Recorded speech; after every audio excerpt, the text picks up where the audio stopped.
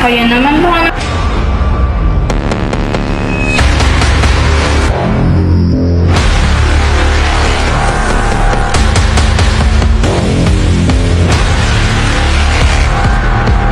Sana maging inspirasyon ito sa inyo. Magandang araw po sa inyong lahat. Sa panahon ngayon, halos marami nang gumagamit ng social media. Makipagbahagi ng ating buhay, makipagpahayag ng salubin, o makipag-ugnayan sa mga kaibigan. Ngunit, nakakalimutan natin na sa bawat post, comment, o share ay may epekto sa ibang tao. Sa dula namin na pinamagatang Think Before You Click, dito maipapakita namin kung paano ang isang simpleng post ay malaki ang naitutulot na hindi pagkaunawaan at sama ng loob sa bawat isa. At dito rin natin maipapakita kung paano ang pagiging isang responsable ng kabataan sa paggamit ng social media. Ngayon ay tunghayan at kilalanin natin sina Luisa, Kate, Wendy at Lorraine, ang magkakaibigang matututo sa leksyong patungkol sa social media responsibility. Guys! Oh, sige niyo si Lorraine. Palagi na lang siyang may selfie na kapag bibigyan ng best life. Grabe, parang araw-araw na lang nagpo-post si Lorraine. Kala mo, influencer? Kaya naman baka naman gusto niya i-share ang buhay niya. Parang mga nagyayabang na. Kapag post na nga lang. Yung iba, alam mo kung sino celebrity makapag-post. Hala, sige, i-post mo yan. Uy, wag naman. Baka ma-misinterpret na kita. Okay lang yan, hindi ko naman siya tinag.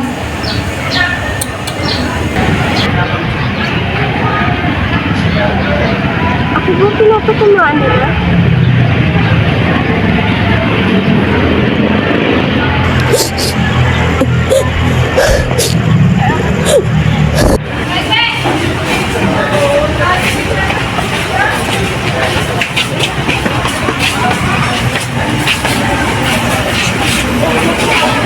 Uy, parang bad mood si Lorraine kanina. Bakit kaya?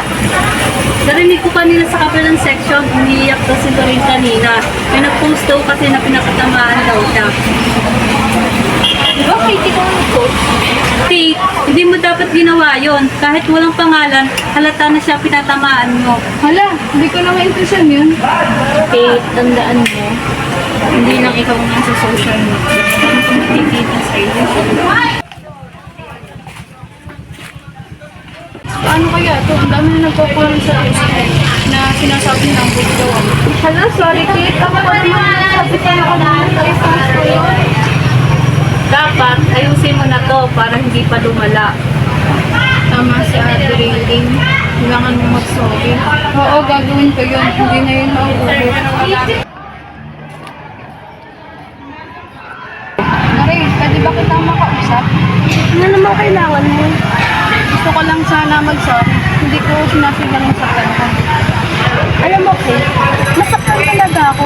Akala ko ba magkaibigan tayo? Oo, magkaibigan tayo. Pero gusto ko sana itong ayusin. Hindi na ito mauulit. Sana maintindihan mo ako. Sige na nga. Pero sana, sa susunod, bago ko mag-post, isipin mo muna kung makaka-apekto ba yun sa iba. Oo, promise. Think before you click.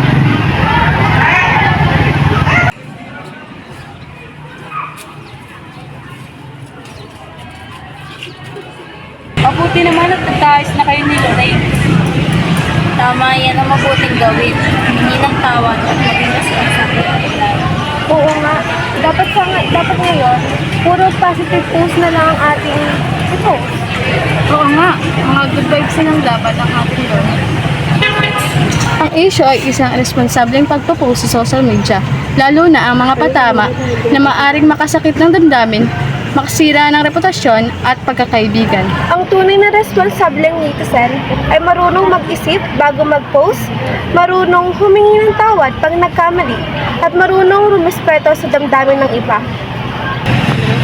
Ang social media ay makapangyarihan. Gamitin natin ito sa kabutihan, inspirasyon at pagkakaisa.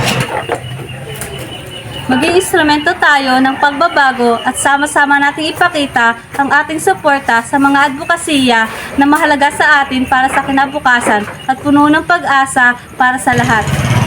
Sana maging inspirasyon ito sa iyo. ang social media ay ginagamit upang mag-post, hindi para manira.